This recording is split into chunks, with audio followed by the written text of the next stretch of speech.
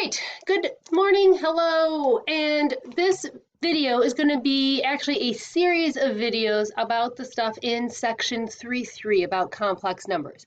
I'm going to do a short little video on each of the different type of examples so that you can go back and find what you need and rewatch what you might need at any given time without having to sift through a whole lot of stuff. So this first one, you'll see all the different types of things that we'll do.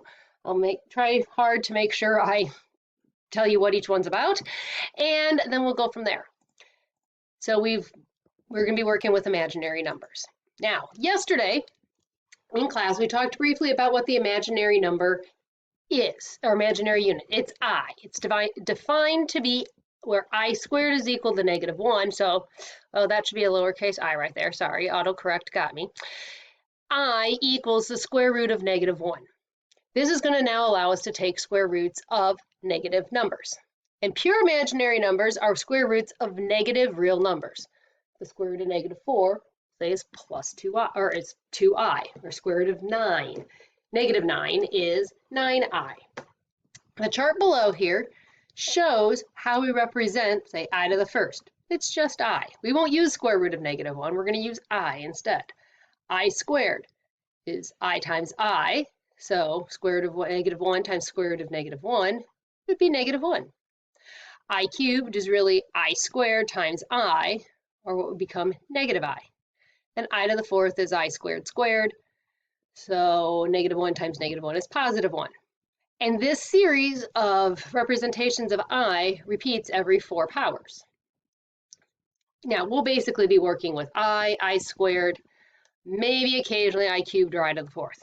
So you might want to keep this little chart handy just in case you need it. So we're going to start by simplifying square roots of negative numbers. Now, as we go through this, you'll see one way to simplify your radicals. You can choose the way that you're most comfortable with. This is just one way to do it. So you have the square root of -28. First of all, the negative tells you you're going to have an I in the answer, and that's going to go out in front of the radical. Remember, anything that gets simplified out of the radical, we put out in front, so it's very clear that it's not under the radical anymore. Anytime you see a negative, that'll disappear out of the radical and out in front. Now, you got to break down 28 somehow. So here, we could break it down as -1, because that's how you get a negative number. You multiply it by -1, times 2 squared, times 7. You may also have it -1 times 4 times 7, whatever works best for you. Now, we're going to see that we can deal with the -1. We can break them up into parts and deal with each thing individually. Square root of -1 becomes I. Square root of 2 squared is 2. The root and the power cancel. So you notice now they're out in front of the radical, and we can't do anything with square root of 7, so it just stays there.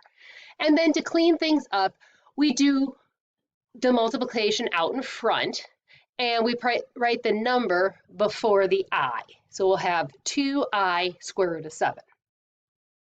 So really, you're taking the square root of whatever number is underneath the radical, and where we see a negative, you put an I out in front to deal with that. That's all you're really doing. So there's our final answer. All right, so let's look at another one. Square root of -32. All right, so we got to break it down. You got -1 times 4 squared times 2 is one way to look at it. You see, our goal is to say, okay, how many squares can you put in there so they can cancel out nicely? If you want to break it apart, you can. If you want to work from this first breakdown step up here, that's fine. This is just showing you how each piece is handled and where we get each part of our answer. Square root of -1 is I. Square root of 4 squared, root and power cancel, so you're left with just 4, and it's outside the radical now. And then square root of 2 we can't do, so we just leave it. And then we do the multiplication out front. Remember, put the number before I, and then square root of 2. So there's your answer. Okay, I'd like you to try this one. Simplify square root of -50. Go ahead, pause the video, figure it out, then start it again, and you'll see what the answer is.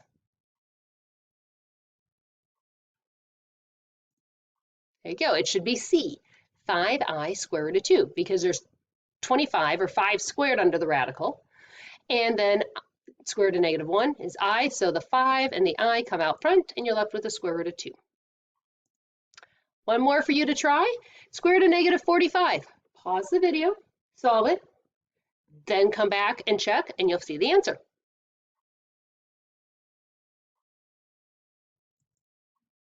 You should have gotten A, 3I square root of 5.